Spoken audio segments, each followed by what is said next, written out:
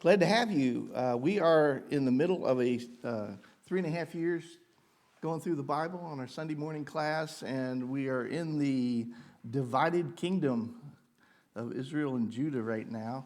And it's for those of you that are following along, lesson 9, and we're going to be starting with question 4 as we get to it with a little bit of summary there. So we're going through the, again, 3.5 year study of the Bible, and so the Bible was split up into different time periods, and so these time periods are we're going through to make sure that they're fresh in our mind with each class. So let's all say these together as we work through these. Before the flood, the scattering of the people, the patriarchs, the Exodus, wandering in the wilderness, invasion and conquest, the judges, the united kingdom, the divided kingdom, Judah alone, the captivity, return from captivity, the years of silence, the life of Christ, the early church, and the letters to the Christians. Okay, so we're in the divided kingdom right now, and we're talking about these individuals right here from the in the lineup, from the kingdom of Judah. We're talking about Jehoshaphat, and then we're going to be also talking about what's going on over in their sister kingdom over in Israel with Ahaziah and the death of Ahab, the current king. So we have this chart right here. Over on the left side is all the kings and the different prophets going activities in the southern kingdom of Judah, and we're during the time of Jehoshaphat there, surrounded by the green. And then over on the right side, again, the northern kingdom, and we see the time of Ahab. We're going to be introduced to his son Ahaziah at his death, and so that's the timeline where we are. It seems like we've been there for a long time. And that's because there's a lot of interesting things that happen during this period. So we go through the applications for this particular lesson. Again, Ahab hated the truth, and we must not seek only that which we want to hear. We need to surround ourselves with people who tell us the truth. So influence is tremendously important, especially the relationship between leadership and the people that they're leading. Jehoshaphat befriended a wicked family and married a wicked woman. We must be careful not to befriend evildoers, and spending time with them will cause our good morals to decline. Micaiah's vision, the prophet Micaiah, shows that if we do not have a love of the truth, God will send a strong delusion so that we will believe what is false. And we're going to see some evidence of that. And then Jehoshaphat remembered Solomon's prayer at the dedication of the temple and sought God's help and received a great deliverance. And God will always be there to deliver us. We must fervently seek him in prayer. So God doesn't move. We're the ones that move around to bad places from time to time, and he's always there. So we're going to see some examples of that also.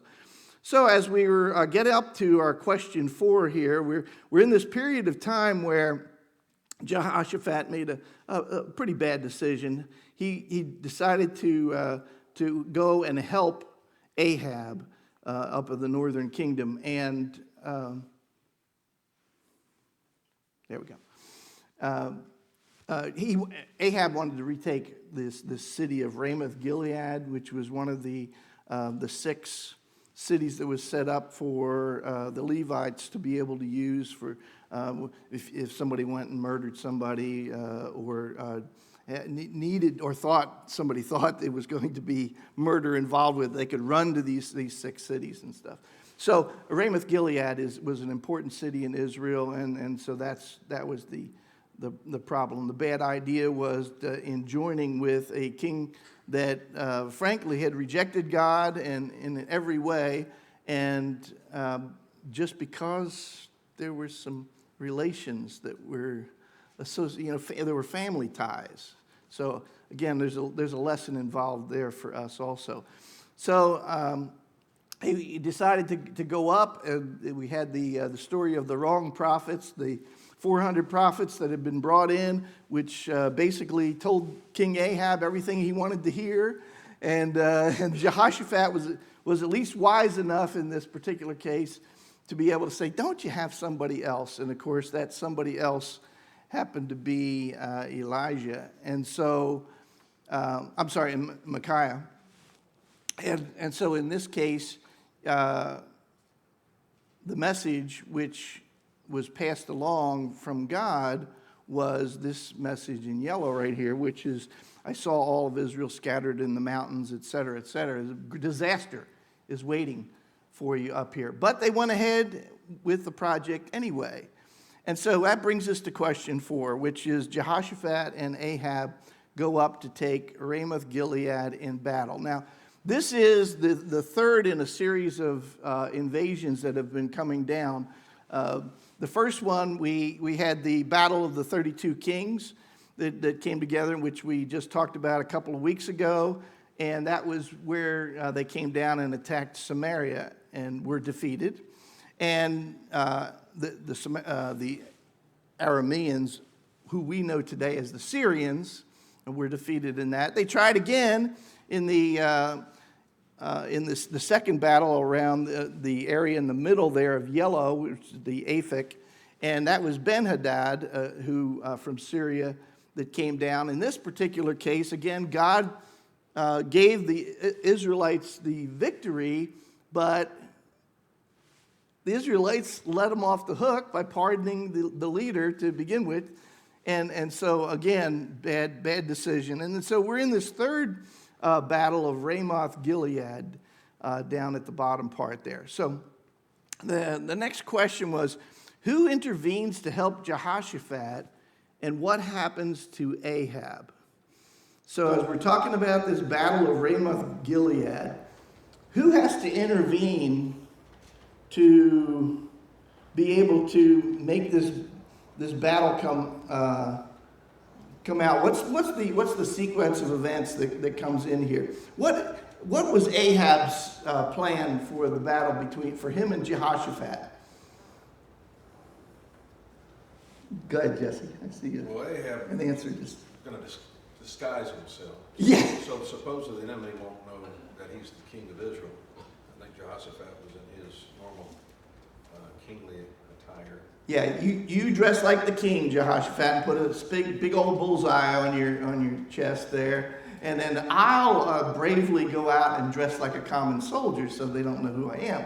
And of course, and again, Jehoshaphat says, yeah, that sounds like a great idea. And so they go into battle. And what is the response of the Arameans when they see king and everybody else? Hotly pursued. They go after Jehoshaphat thinking it was Ahab, exactly. And Jehoshaphat was somehow able to get out of there. How was he able to get out of there? And that comes back to this question then. Cried out. I'm sure cried out to the Lord. Right, and so God diverted them away from Jehoshaphat. Jehoshaphat was able to get away and escape. But God's providence, prophetically, we find just the random arrows supposedly shooting up in the air, and one of them just happened to find that one little spot in the armor of Ahab that was vulnerable, and so shot him and ended up killing him. Of course, we can see God's hand in that all the way, but the world would just say, oh, he was unlucky. Yeah, he was unlucky because he was doing the wrong things. That's how unluck keeps coming in. So anyway, so Ahab was killed with a shot through the armor, and then it kind of sets in place this prophecy. There was what was the prophecy that had been given to Ahab about how he was going to pass, and then what was going to be the results of that? Do you remember what the prophecy was? It's an icky prophecy. That the dogs will lick his blood. Dogs will lick his blood. That goes all the way back to what event? Naboth's vineyard. Okay, Naboth's vineyard. you see how the influence of sin back here continues to have impact as it goes down the line. Of course, and God, who sees it all, had that in mind. But the thing we want to note at this particular time is that not all the prophecy takes place. A lot of time when we talk about prophecy happening, say, to an individual and the influence on that individual, it not only has an impact on the individual, but it also has impacts on their family generation after generation after generation as it goes down. So it is in this particular case, the actual fulfillment of this prophecy in its entirety impacts Joram, who we're going to talk about in just a little bit, the son of Ahab, and it's going to happen in 2 Kings 9, verses 25 and 26. So when we get down to that area, you'll see that happening again. So Ahab's dead, so there's a new king for Israel. And that king is who?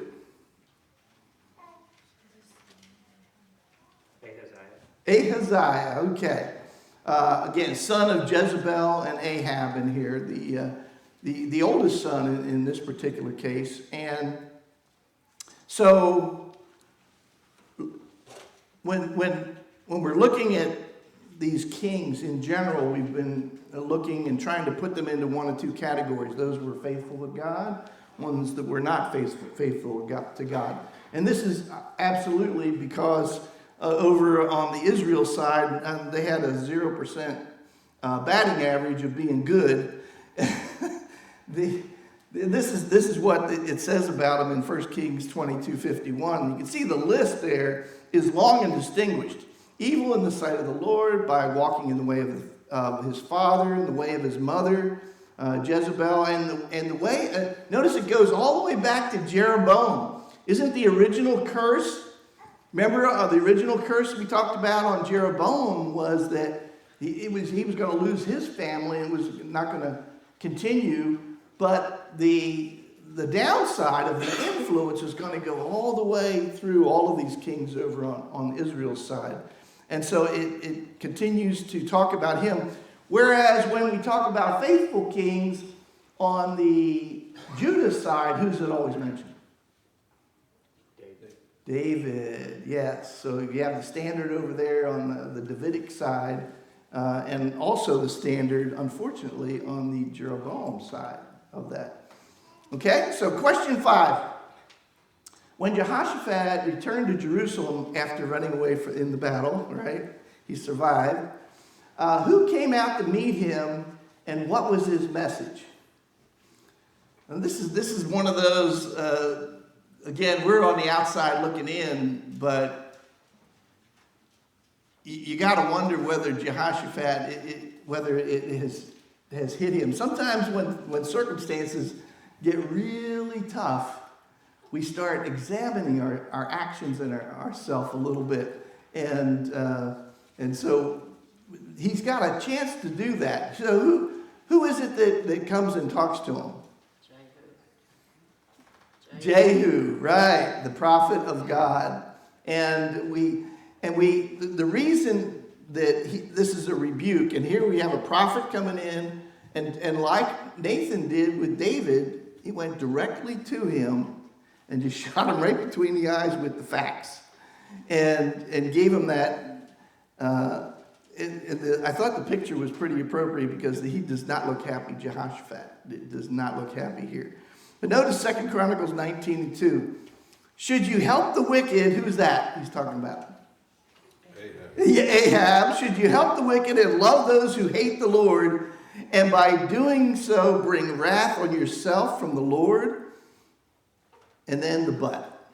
And usually the but is a bad thing. In this case, for Jehoshaphat, thank God for the but in this particular case, because there is good in you, for you have removed the Ashtaroth from the land, and you have set your heart to seek God. So there is a soft spot we find all through Jehoshaphat with this family ties things. On the marriages that occur in the family have significant impact on how a godly man and a godly king in this particular case acts and reacts to events that are going around him.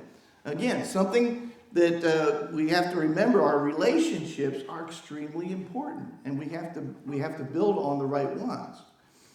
So question 6, list some of the things Jehoshaphat does to keep Judah a God-fearing nation. So there's a pretty good list of things. It started with, I'll give you the first one, removing the Ashtaroth, because that was something they just talked about.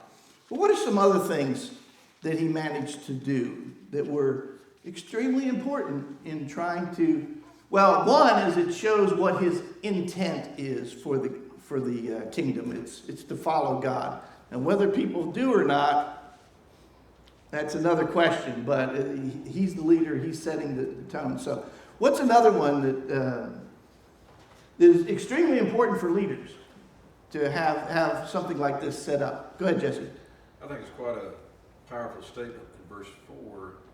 Now, go ahead and give me the scripture.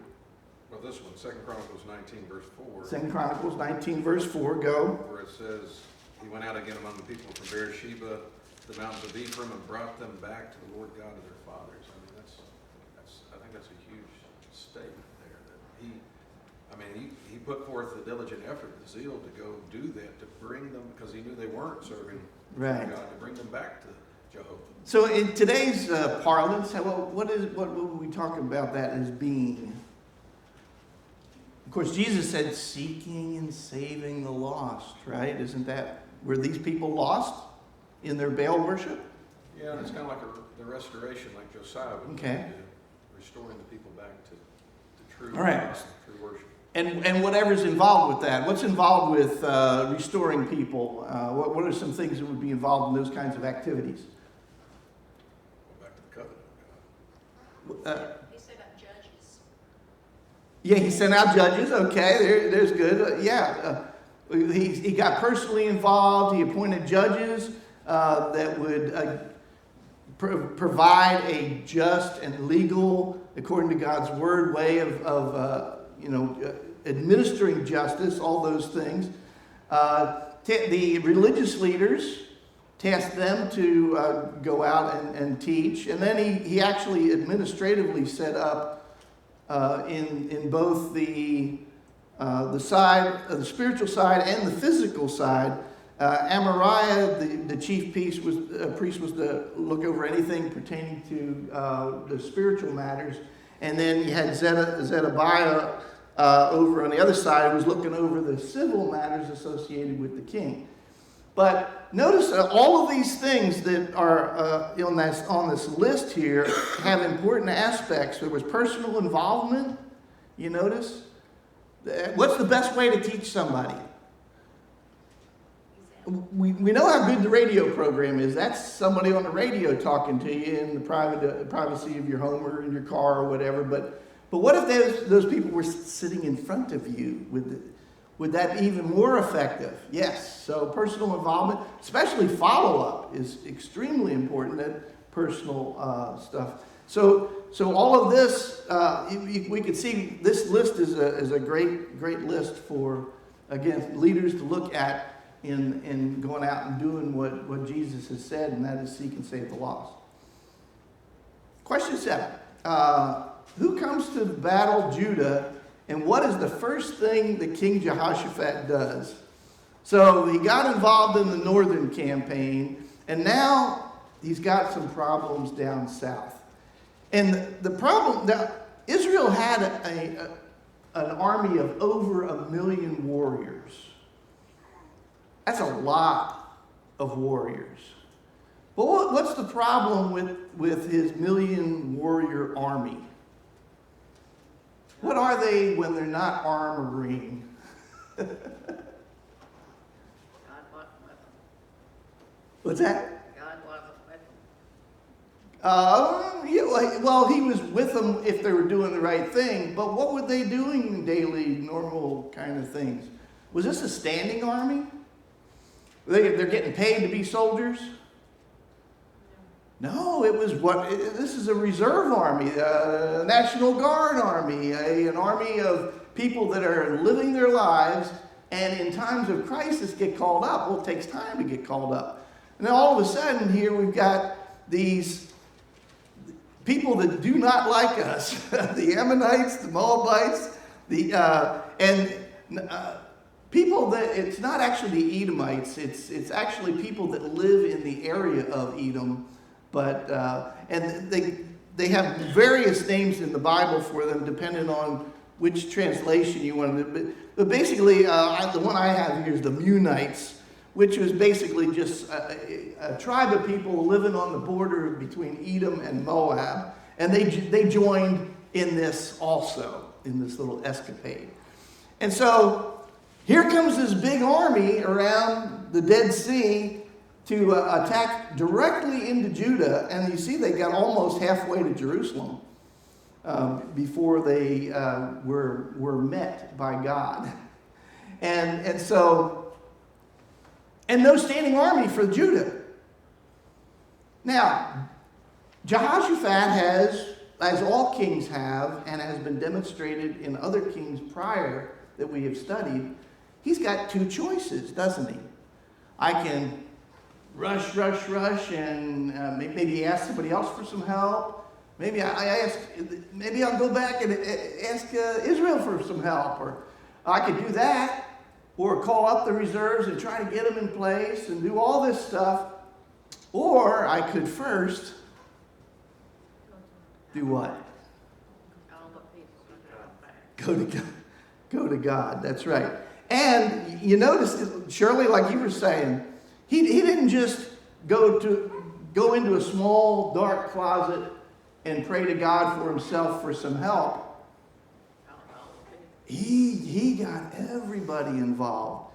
Let's get everybody praying to God. Let's get everybody spiritually involved in this situation. And that's what he did. And so he goes to God for help. And the first thing that he did, which was associated with the prayers, was this period of fasting that he asked everybody in Judah to participate in this.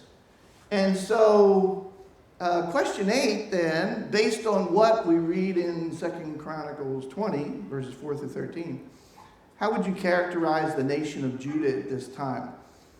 If you had to split to see how effective this strategy was going to be, there were two very different sides of this coin when you talk about the kingdom of Judah and their spiritual health. When things would go bad, in times of trouble, what were they like spiritually? Pretty fearful. Fearful, and that caused them to do what? Cry out to God. To turn to God. Right. So when they're in times of trouble, all of a sudden, where's God? Where's God? Which is the right response, when you're in trouble. The problem is when in times of peace and prosperity, then all of a sudden, they're back worshiping Baal and not realizing that there's consequences to that, which lead to times of trouble, which then leads them back. Have we seen this cycle before? The judges, yes. Thank you, April. Yeah, absolutely. It's not just the judges, is it? It's not just Israel. Is this something that is common to man? Yes. Okay. Now, if you looked around us today, where we live, the times that we live in, would you say we were in a relative time of plenty and peace, or a time of grave trouble? Relatively speaking. Plenty. Yeah, plenty. Now, what kind of caution should that give us as far as our direction, our actions, things we're looking at to put as a priority in our life? What should we be doing? If we know that this is true of man and it's true of us, what should we do? Francis? Stay focused on God. Keep His commandments. Yeah. Because we know that be prepared and ready. So what would our prayers look like in times of plenty? What should our prayers look like in times of plenty? When there's not a lot of things to pray for associated with God, help me with this. Thankfulness. Yes, gratitude, thanksgiving, praise to God. Isn't that the way that they're going to actually come out in this as a main battle tactic? We're going to talk about that later. Yeah, we need to keep that in mind. We need to keep that in mind because we are blessed. Oh, so blessed. And so there's a formula that God gives us in times of you are so blessed, and we need to follow it because there are consequences for not following it, aren't there? I almost saw a hand over there. That was the glasses. Okay. All right. So question 9: who does God choose to speak for him, and what does the man tell the people? So, like in the picture right here. We see Jehoshaphat amongst the people is trying to stir them up to prayer, to good works, and praising God and all of that kind of stuff. And so somebody comes out of the crowd there and starts to speak up. Who is that? Have we ever heard of this guy before? No, I've never heard of him before. A prophet named Jahaziel speaks to God. Do you notice that there are a lot more prophets around than we think about most of the time? We think about kind of the ones that get a lot of attention, but isn't it interesting how common kind of people step up for God in situations around and how God uses people that are not well known? You know, again, lesson for you and me. That could be you and me. We could be the ones that are stepping up and make a difference. And in a big crowd like this, like Jahaziel is here. So what did he say? Speaking for God, what was the first message that he's passing on to him? Yeah, I know there's a big army coming and you don't have any army and all of that, but what? Think of Joshua. Not be afraid. Yeah, do not be afraid. Do not fear. Is that a good first place to start in everything? Why? Why, God, should we not fear? The battle is not yours, it's God. And what a great example this one's going to be because, yeah, the battle is God's. I want you to get up and go down and actually meet the enemy, but you are not going to need to fight. What? Just trust me. Just go down and watch me work. And so that's what ends up happening. All of the people, so whatever army was available came out from Jerusalem, but before the army, in front of the army, are not folks that are soldiers. It's people, along with the king, they're out there in the front of all of this, and they're going to head down to the desert of Tekoa in this wilderness area, and exactly where God wants them to go. And just be there. I want you to see this. And so Jehoshaphat organizes the people for battle and puts them in order, puts all of the soldiers in the back and the singers in the front, and off he goes. And he basically is told to put trust in the Lord and sing songs of praise. Now, where else have we seen a tactic like this before, where God wants to demonstrate his power and he's using singing voices or shouting, or there's a whole bunch of different ways that God just says, you guys can participate. Marching Around Jericho? Yeah, in that particular case, it was just a shout at the end. It was quiet for the rest of the time. But God wins all the time. It's whatever it is that he wants to do, he's going to do it. And so this is what happens here with this. So how did the Lord win the battle of Judah, or for Judah in this particular case? So now let's go back and get in the heads of the Moabites and the Ammonites and the Meunites who are coming up on this battle. They come up and around, and they how does God strike them or try to take them out of the... Set up an ambush. Okay, he started by setting up ambushes all along. Now, there's a lot of different... It doesn't give a lot of details on this. It's just fun for us military guys to think about. But yeah, basically setting up ambushes. I've heard it because the Munites were the ones who were the unknown tribe that was kind of hanging around the battle. They're kind of since they were the first ones that end up getting attacked by the Ammonites and the Moabites.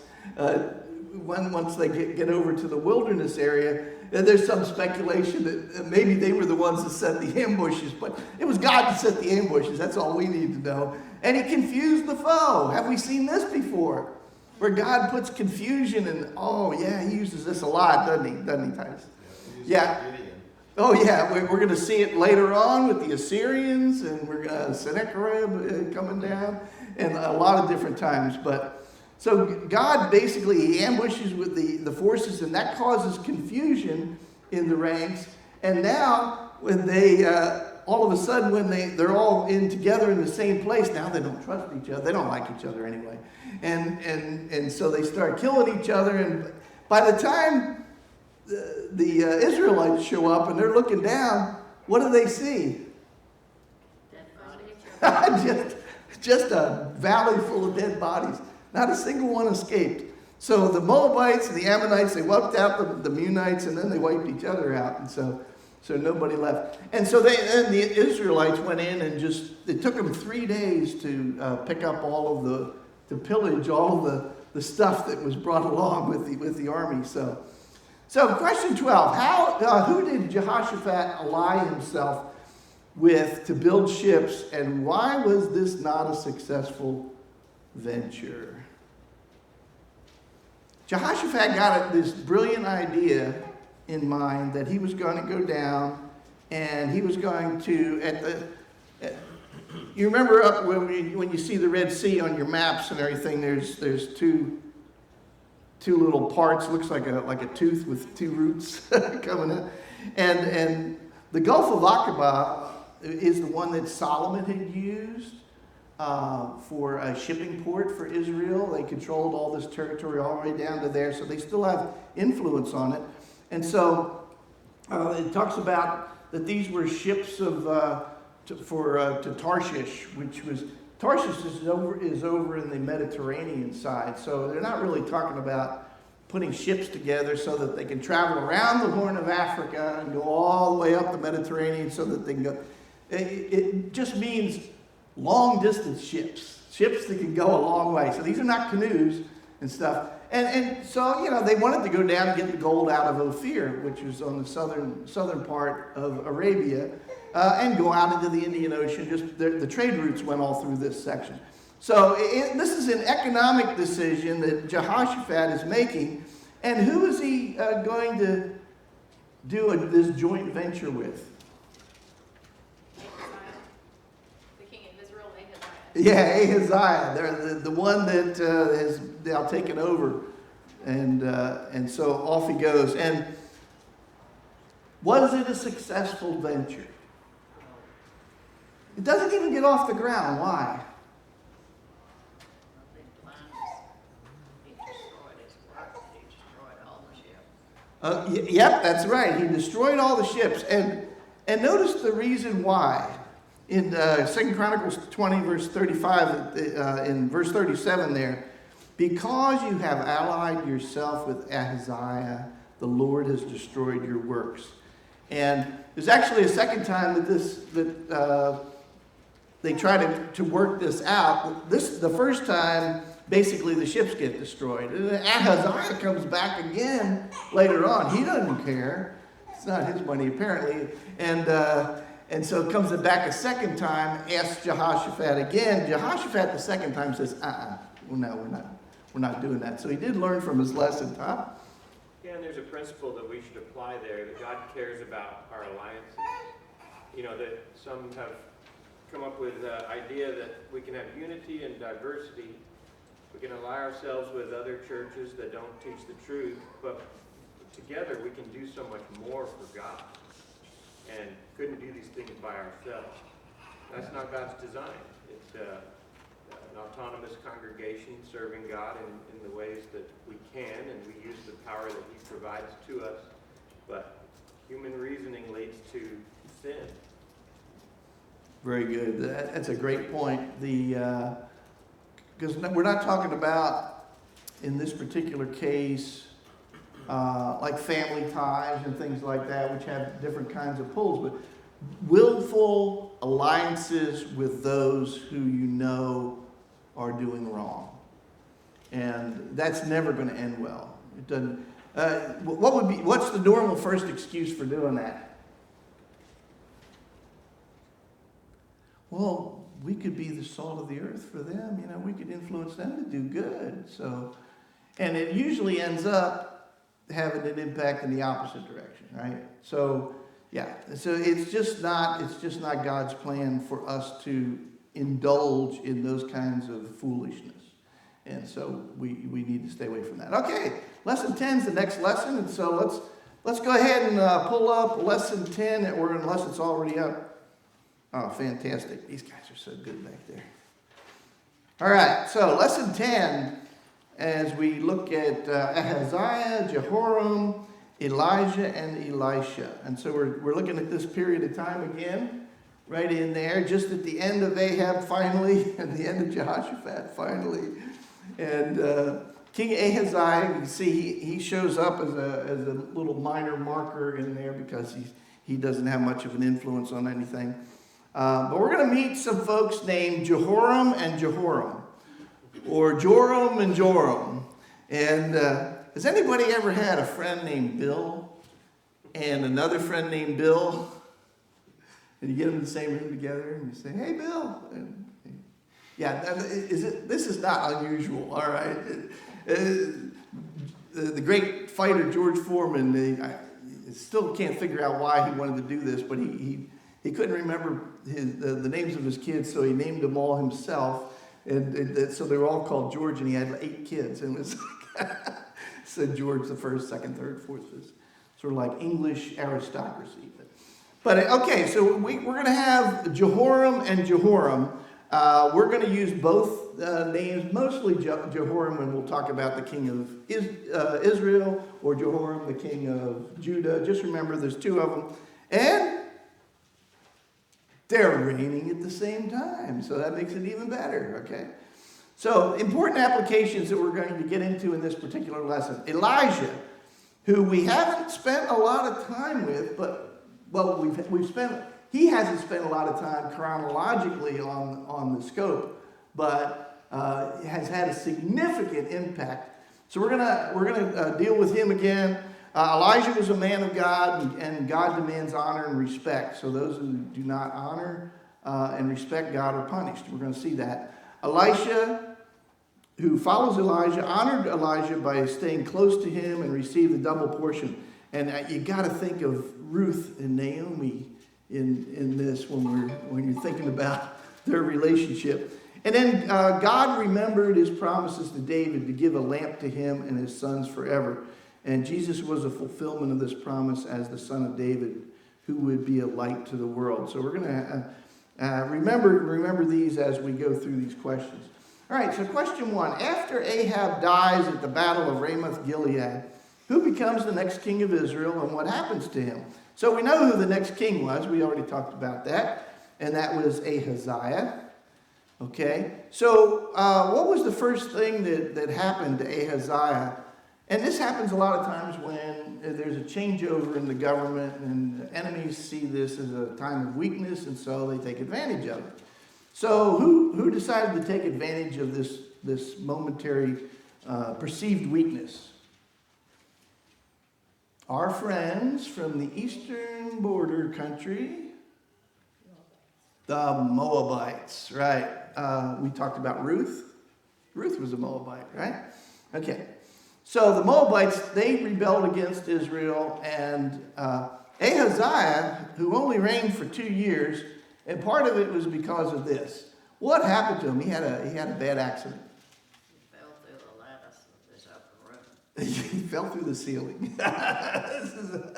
This is one of those, you're trying to put the wallboard up on the ceiling and you're stepping on the rafters and your foot slips and you hit the wallboard and through it you go with bad consequences. Well, it was bad consequences in his particular case because he was badly injured to the point where he thought he was going to die. And so question 2 was, Ahaziah wants to find out if he's going to recover from this injury. So he sends his servants to inquire of whom?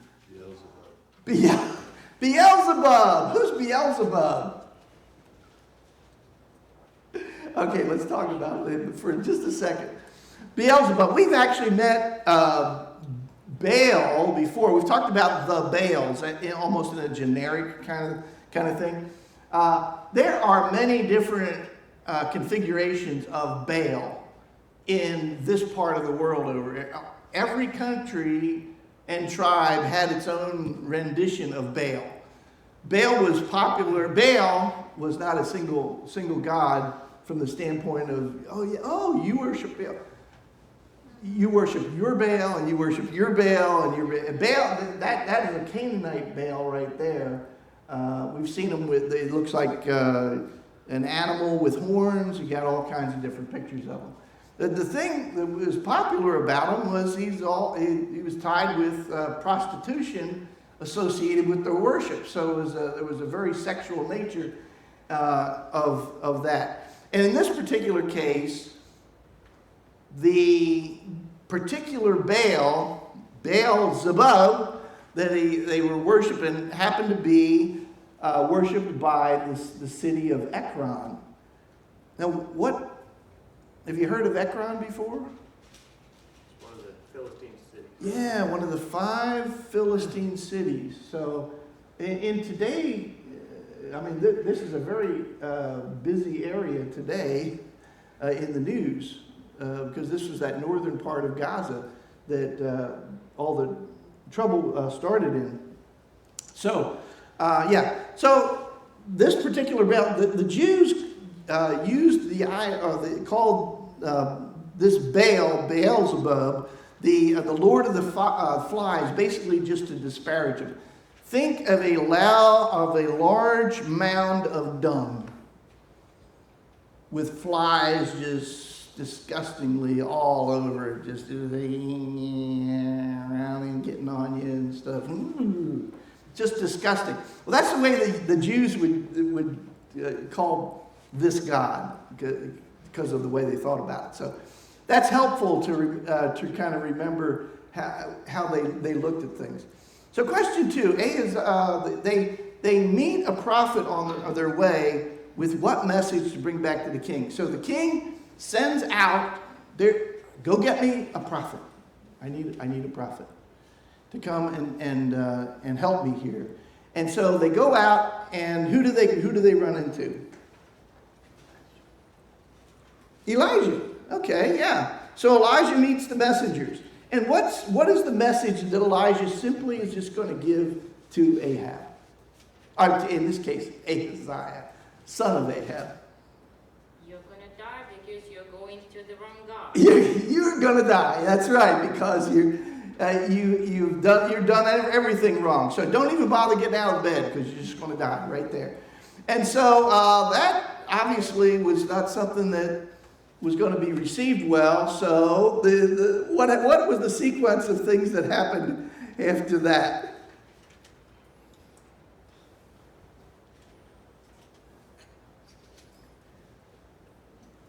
And this is where we'll finish up today. Okay. The soldiers after. Okay. Bring Elijah here to my bed. And so he sends out a leader with 50 soldiers. And what happens to them?